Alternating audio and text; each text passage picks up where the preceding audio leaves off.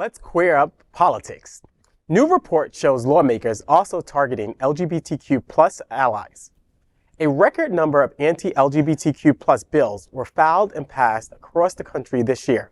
They collectively have the effect of marginalizing LGBTQ plus people and driving even their mention from the public square. A new report from the Movement Advancement Project, or MAP, makes clear this year's raft of bills also targets those supporting LGBTQ plus people, including doctors, teachers, and corporations that appeal to or embrace the community. Naomi Goldberg, Deputy Director and LGBTQ Program Director at MAP, said, opponents are aware of the LGBTQ support of LGBTQ equality from Americans. As a result, they are creating a false perception of lower support by scaring people into silence. Families and doctors filed a federal lawsuit over one such bill in North Carolina. The bill prohibits gender-affirming medical care for those under 18, including treatment advised by their doctors and to which their parents consent. The law also prohibits state funds and Medicaid dollars from being used for such care. Doctors providing such care could lose their medical licenses under the law.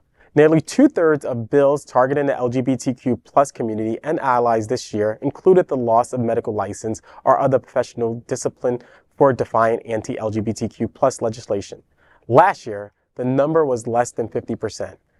You know, as somebody who's a licensed therapist, it's scary, right? It's very scary that if I'm just performing my craft, my job, my duty, right? And trying to do what's right by my patient, because I'm held to oath to do right by my patient, right? That I could get my license ripped away from me. It is very scary, very challenging. And, you know, as we said in the last segment, like, it's just hatred, and hate doesn't win here. And I think that this will eventually get overturned like other policies that are getting overturned. Mm-hmm. I mean, also, I think that the narrative has been that the wave of anti-LGBTQ bills and things, and then targeting corporations who support our community. You know, we can use Target, we can use Bud Light, we can use, you know, any of those examples. It is a very, very narrow minority who is making a lot of that noise, and we need to do better as our community to come out in support of those companies.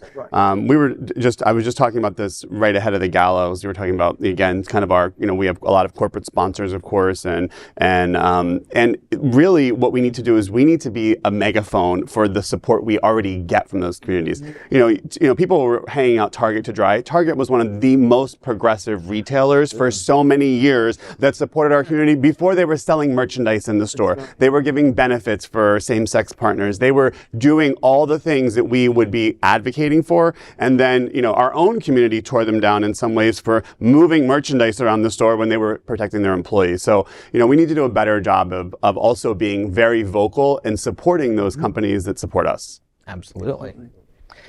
You know, I think, God, this is such a difficult story, because it affects us at home. Mm-hmm. It affects us every single place we do. And yes, they're attacking our doctors, and, you know, for whether it's to prescribe women's health, mm-hmm. or whether it's for trans treatment.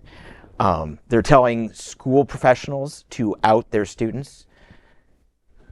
They're attacking the doctors that prescribe legal drugs for real treatments. They are attacking friends who help friends leave the state to go get treatment that's banned in a state. Mm-hmm.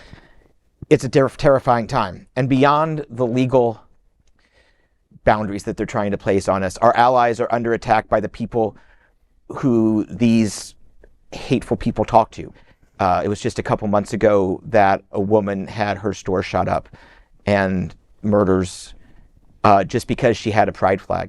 She has like 9 kids or something. And just because she said, I don't hate, I love. And she was attacked. Yeah. And stories like that happen across the country. And we try to report as many as we can, but unfortunately, we can't keep up with it. From the attacks on our trans sisters and brothers, to our children, to our drag entertainers, to people who just want to be who they are, and they're being told they can't, and they don't know if the person walking towards them on the street is going to attack them or not. So between the legislatures and these so-called lone wolves, we're not in a safe space.